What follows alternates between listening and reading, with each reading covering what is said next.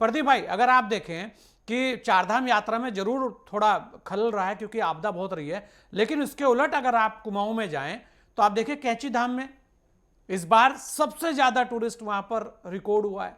मतलब लोगों को उत्तराखंड पसंद है, लोगों को चारधाम यात्रा भी पसंद है, लोगों को जागेश्वर जाना भी पसंद है। वहां पर अब एक नया डेस्टिनेशन कैंची धाम भी हुआ है, वहां पर भी बड़ी तादाद में लोग गए हैं। प्रदीप भाई, पर्यटन को लेकर ही बात चल रही थी और ये जो जॉर्ज एवरेस्ट है ये भी एक पर्यटन का ही केंद्र है, अगर इसे आप थोड़ा सा ऐसे देख लें।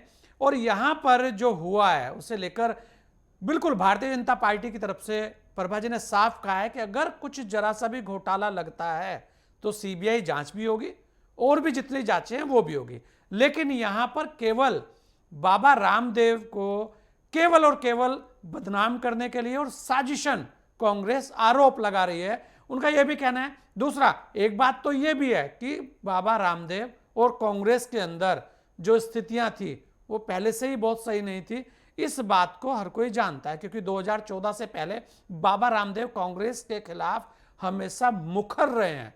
तो ऐसे में भी एक एंगल यह भी इसका बनता है। लेकिन बात इस वक्त उत्तराखंड की है, बात इस वक्त उत्तराखंड की जमीन की है कि आखिर इस तरीके के आरोप क्यों लगते हैं और क्यों उनके ऊपर इस तरीके के आरोप लग रहे हैं। ये बहुत सारी चीजें। प्रदीप भाई, क्या लगता है आपको कि वास्तव में अगर इस जमीन को लेकर या किसी भी जमीन को लेकर, अभी तो जिस तरीके से शांति प्रसाद जी ने कहा कि 2-2.5 हजार एकड़ जमीन नीलकंठ के आसपास चारों तरफ चली गई है और वहां पर कुछ हो रहा है, तो जमीन ले लेना और जमीन लेना, क्योंकि बाबा रामदेव एक बड़े पतंजलि योगपीठ को चलाते हैं जिसके अंदर बहुत सारे लोगों को रोजगार दिया जाता है। तो उत्तराखंड के अंदर अगर वो व्यापार को बढ़ा रहे हैं तो उत्तराखंड के लोगों के लिए भी अच्छी बात है कि कम से कम यहां पर रोजगार वो देने की स्थिति में रहते हैं और रेवेन्यू जो है वो यहीं पर रहता है, मतलब हमें ज्यादा से ज्यादा भागीदारी मिलती है। तो ऐसे में किसी भी उद्योगपति को घेर लेना साजिशन वो भी ठीक नहीं है। क्या लगता है आपको प्रदीप जी कि आखिर मामला क्या है, माजरा क्या है और उसके पीछे क्या साजिश लगती है? प्रदीप भाई। संजय जी, बहुत बेहतरीन आपने जो है मुद्दा हमेशा की तरह आज एक और इम्पोर्टेंट विषय आपने रखा है। पहले तो मैं क्षमा चाहता हूं क्योंकि मुझे 3 किलोमीटर आने में 25 मिनट लग गया। आप यहां के शहर की व्यवस्था देख सकते हैं कि हमारी ट्रैफिक व्यवस्था कहाँ है, लॉ एंड ऑर्डर कहाँ जा रहा है। विधायक खुद डीजीपी से मिलने जा रहे हैं और मतलब मैं कह नहीं सकता हूँ, ये मुझे नहीं कहना चाहिए। ये आपके चैनल के माध्यम से और भारतीय जनता पार्टी की जो प्रभा बंदूनी जी हैं इस बात को ये अपने कार्यकारिणी में और भी सरकार में रखेंगे कि भाई ऐसी व्यवस्था क्यों है। अब रही बात जमीन की, तो ये इतिहास गवाह है इस बात का कि जर जोरू जमीन जो है हमेशा से विवाद रहा है और इसने जो है अच्छों के बीच में खाई फाँट दी है। मुझे इस बात को कहने में कोई गुरेज नहीं है। अगर मैं दैनिक प्रक्रिया में, जैसे अगर माननीय मुख्यमंत्री मुझे मिलते या मैं मिलूं या ऐसे कोई होती इस तरह का कोई आदान प्रदान होता, तो मैं मुख्यमंत्री के नज़दीक जो भी अच्छे जो एक शुभचिंतक होते हैं, चाहे राज्य हित में या मुख्यमंत्री के हित में, तो डेली अखबारों की जो मुख्य अखबारों की जो हेडिंगें होती हैं वो 5, 10 और 15 करोड़ से कम या 5, 15, 20 लाख से कम, 40 लाख से कम भूमि घोटाले और उसकी नकबजन्नी कह लीजिए या कब्जाबंदी कह लीजिए या धोखाधड़ी कह लीजिए, ये डेली अखबारों की हेडिंग होती हैं और नामचीन अखबारों की हेडिंग होती हैं। तो अगर रेवेन्यू मिनिस्टर और रेवेन्यू सेक्रेटरी सीरियस होते उन अखबारों की कटिंग को लेके, तो वो 100% यहां पर नीचे तहसीलदार स्तर तक, जिलाधिकारी स्तर तक इस पे डंडा देते कि हमें इसकी रपट चाहिए, ये हो क्या रहा है। अब आ जाइए बड़े खेल की बात। बड़े खेल में मैं रामदेव जी की, मैं इस बात को वो कम से कम आप पब्लिक में कहने के लिए ये हो रहा है कि वहाँ 5,000 काम कर रहे, 3,000 काम कर रहे, 10,000 काम कर रहे, तो वो इस बड़े घालमेल में अगर कोई 10-20 बीघा या कितने हेक्टेयर जमीन दबा रहा, वो शायद लोग एक बार के लिए इग्नोर कर जाएंगे। लेकिन सत्यता यह है कि उत्तराखंड के अंदर इन चीजों को लेके पॉलिसी मैटर कभी ढंग से हुआ ही नहीं है। जो ईमानदारी से काम करना चाहता है तो उसके जो है विंडो सिस्टम जिसको कहा जाता है, सिंगल विंडो सिस्टम, वो दूसरे तीसरे विंडो पे हांफने लगता है, अपने प्रोजेक्ट को वापस देता है और उसके रिश्तेदार, नातेदार और जो उसके शुभचिंतक होते हैं वो कहता है यार कोई बात नहीं, 3 लाख गए, 4 लाख गए, मैं यहां नहीं करूंगा काम। और जो दूसरी मंशा से काम करना चाहता है, जो घालमेल करना चाहता है, जिनको कॉन्स्पिरेंसी आती है जिनको कॉन्स्पिरेंसी आती है वो दूसरी तरीके से जमीनों की इस तरह से कर रहे हैं। मतलब एक एक इंच भूमि के लिए उत्तराखंड के लिए कितनी इंपॉर्टेंट है। खासकर मैं तराई के क्षेत्र की बात कर रहा हूं। मैं तराई के क्षेत्र में पहले तो अगर सरकार ईमानदार होती तो आप भू कानून को 2 फेज में न मानते। आप खुद यहां पे मैदान पहाड़ बनाम का खेल आपने उत्पन्न कर दिया। कौन सलाहकार है सरकार के, कौन है रेवेन्यू मिनिस्टर, पर्यटन मंत्री? मतलब मैं ये देख रहा हूं कि ऑल इन वन।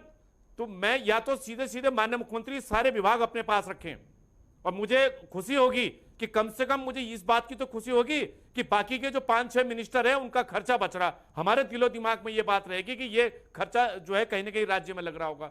स्वास्थ्य मंत्री यहां ठीक नहीं, शिक्षा मंत्री यहां ठीक नहीं, पर्यटन मंत्री यहां ठीक नहीं, मैं किस मिनिस्टर का नाम लूं मैं यहां पे? और हर जगह माननीय मुख्यमंत्री जा रहे हैं। भाई माननीय मुख्यमंत्री हर जगह जा रहे हैं, उसमें काबिले तारीफ तो ठीक है, लेकिन आउटपुट एक आदमी कितनी देगा? वो दिल्ली भी जाएंगे, यहां भी जाएंगे, हमसे भी मिलेंगे, जनता से भी मिलेंगे, और सचिवों की बैठक भी लेंगे। अब आ जाइए अधिकारियों पे। अधिकारी कितनी ईमानदारी से कितना काम कर रहे हैं? रोज के रोज जिस तरह के जमीनों के झाले हो रहे हैं। जॉर्ज एवरेस्ट का मामला पिछले 1.5-2 साल से आग पकड़े हुए है, उस पर ईमानदारी से क्यों नहीं इंक्वायरी की गई? महाराज जी क्यों नहीं उस पर टेबल टॉक करते हैं? आप खाली बाहर प्रवचन देने जा रहे हैं विदेशों में, असम में, राजस्थान में, मध्य प्रदेश, गुजरात में। ये उत्तराखंड में आपने मिनिस्ट्री क्यों ले रखी है? हमारे जो है रोज अखबार के अंदर, नामचीन अखबारों में, अस्पतालों में एक्सरे सिटी स्कैन की व्यवस्था नहीं हो पा रही है। यहां तक कि जो मेडिकल कॉलेज की जो प्रिंसिपल हैं उनका कहना डॉक्टर नहीं मान रहे कि हम आरटीआई नहीं बन लेंगे, इस चार्ज को हम नहीं लेंगे। और हमारे स्वास्थ्य मंत्री डॉक्टर डेप्यूट नहीं कर पा रहे। पहाड़ को छोड़िए, अभी आप पहाड़ को जीने मरने उठने की आदत है। मैं उन तराई क्षेत्र की बात कर रहा हूं जहां आबादी का घनत्व है, हरिद्वार, काशीपुर, उधम सिंह नगर, इनकी बात कर रहा हूं, और जहां मेडिकल कॉलेज के नाम पे बताया जा रहा है। मतलब जमीनों का एक तरफ प्राइवेट मेडिकल कॉलेज खुलते चले जा रहे हैं, खोलिए, स्वागत है। आपने मानक क्यों नहीं तय करे कि भाई जो है 2000 किलोमीटर से 2000 फुट से ऊपर खोलेगा उनको हम ये छूट देंगे? तो अब हम कहते हैं कि हाँ भाई पहाड़ों पे अस्पताल खुल रहे हैं, हर जिले में मेडिकल कॉलेज खुल रहे हैं, वहां पे क्या? अगर 70% स्थानीय जो नियम बना हुआ है, नरेंद्र तिवारी सरकार में हमने जो नियम लगवाया था कि स्थानीय लोगों को आप उद्योग में रोजगार देंगे, मैं दावे के साथ कह रहा हूं कि फिर हमारा पूरा भारत यहां रोजगार करने के लिए सेकंड विंग में आ सकता था कि हाँ भाई वहां रोजगार है। लेकिन आप घर में आपके भूखे बच्चे घूम रहे हैं, डिग्री वाले घूम रहे हैं। मुझे बड़ी खुशी हुई कि प्रभा बंदूनी जी ने, उन्होंने बहुत ईमानदारी से ये बात कही कि जिनको कुछ भी नहीं आता, सीधी सादी हैं, उनको वहां रोजगार मिला हुआ। मतलब पढ़े लिखे खाली घूम रहे हैं, उनके लिए यहां नहीं है। वो पूना जाएंगे, वो दिल्ली जाएंगे, गुड़गांव जाएंगे, नोएडा जाएंगे। भाई वाई? वैसे तो एजुकेशन सिटी है, एजुकेशन हब है, लेकिन रोजगार के लिए आपका कुछ नहीं है। 8 जिलों में आपने क्या किया, 9 जिलों में आपने क्या किया? इतने भूमि घोटाले प्रत्येक जिले के अंदर निकल के आ रहे हैं। मतलब अब आप देखिए कई निगम में घोटाले हो रखे हैं जमीनों के। अगर सरकार को ईमानदारी से काम करना है, आपके चैनल के माध्यम से मैं माननीय मुख्यमंत्री से अपील करना चाहता हूं, उनके जन्मदिन की पूर्व संध्या पर मैं बधाई देता हूं और उनको एक सुझाव देता हूं, एक अच्छे होने के नाते। कोई भी सरकार रही हो, उनको अपने पास एक आलोचक जरूर बिठाना चाहिए। वो समालोचना, आलोचना उस दृष्टि से होनी चाहिए कि सरकार, पब्लिक में ये संदेश गलत जा रहा है, ये संदेश अच्छा जा रहा है। तो वो चीजें माननीय मुख्यमंत्री को मैं आपके चैनल के माध्यम से जन्मदिन की बधाई देता हूं अपनी पूर्व संध्या पे, और उनको कल सुझाव देता हूं कि वो ये कहें कि तमाम जो ये चर्चाएं चल रही हैं उसको लेके मैं रेवेन्यू सेक्रेटरी को लेके ये एक बनाने जा रहा हूं। और आपने अभी तक कैबिनेट विस्तार, मुझे 1.5 साल पहले हमने उनसे कहा था कि आप अपने मिनिस्ट्री में बदलाव कीजिए, सारे कपड़े बदल डालिए, आप नए युवा चेहरों को मौका दीजिए। ये एक वैसे भी मौका होता है जब केंद्र में जिस प्रकार से मोदी सरकार हो या कोई भी मनमोहन सरकार रही हो, समय आने पे 2.5 साल दूसरे को 2.5 साल मौका देती है। और तमाम इतने इलेक्ट्रॉनिक चैनलों में लॉ एंड ऑर्डर को लेके, तमाम चीजों को लेके इतना होता है, चाहे पक्ष हो विपक्ष हो। सबसे बड़ी बात होती है कि जब सत्ता पक्ष भी उस पर सवाल खड़े करना लगता है ना, तो ये समझ लीजिए कि स्थिति अच्छी नहीं है। प्रदीप भाई, आपको अब लगता क्या है प्रदीप भाई कि वास्तव में जॉर्ज एवरेस्ट जो है वो, क्योंकि उत्तराखंड की ऐतिहासिक शान भी है, ऐसा नहीं है कि जॉर्ज एवरेस्ट कोई एक जगह का नाम है केवल और उस पर कोई भी चीज होगी और सभी चुप हो जाएंगे। आपको लगता क्या है कि अब जॉर्ज एवरेस्ट को लेकर तस्वीर साफ करनी चाहिए, कहीं ना कहीं बाबा रामदेव जी को आकर भी बोलना चाहिए कि भाई ये साजिशन सारी चीजें हो रही है, हमारे पास ऐसा कुछ नहीं है, हम उत्तराखंड में रोजगार की बात करते हैं, उत्तराखंड में सबसे ज्यादा रेवेन्यू हम देते हैं। संजय भाई, मैं फिर वही कह रहा हूं कि आज की हेडिंगों को देखते हुए, आपकी इस महत्वपूर्ण चर्चा को देखते हुए, जिसको हजारों लाखों व्यूवर्स देख रहे हैं, और ये यहां नहीं देखा जा रहा है, ये राष्ट्रीय राजधानी में हमारी जो है केंद्र सरकार भी इस पर मॉनिटरिंग कर रही है, देख रही है, और दूसरी प्रदेश की सरकारें भी आज को देख रही हैं। इसमें माननीय मुख्यमंत्री को तत्काल संज्ञान लेना चाहिए कि भाई ये जॉर्ज एवरेस्ट का मैटर अभी तक क्यों बार बार हाईलाइट हो रहा है। इसकी इंक्वायरी सेटअप कीजिए। आप के आसपास की भूमि का क्यों नहीं जांच हो जाती है? धारी देवी के आसपास की जांच क्यों नहीं हो जाती है? टिहरी क्षेत्र के डैम के चारों तरफ की क्यों जांच नहीं हो जाती है? आप जो है अभी आपने जो है कैंची धाम का नाम लिया, उसके सराउंडिंग में क्यों नहीं जांच हो जाती है? मतलब यहां किसी चीज का जिक्र इसलिए चलाया जाता है, कुछ अधिकारी इतने चालाक हैं यहां पे कि वो उस चर्चा या उस